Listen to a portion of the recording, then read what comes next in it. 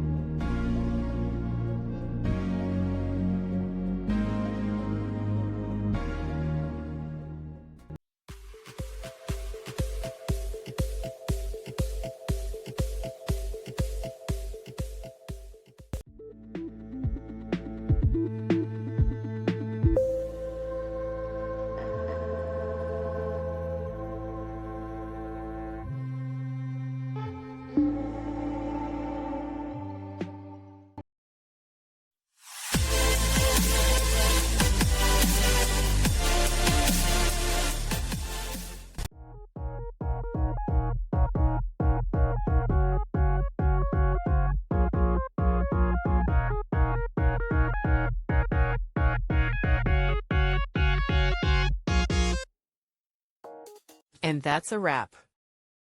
I hope you found the answer you were looking for. If you did, take a second to hit that subscribe button. It really helps out. And let me know in the comments which solution worked best for you. See you next time in the debug zone.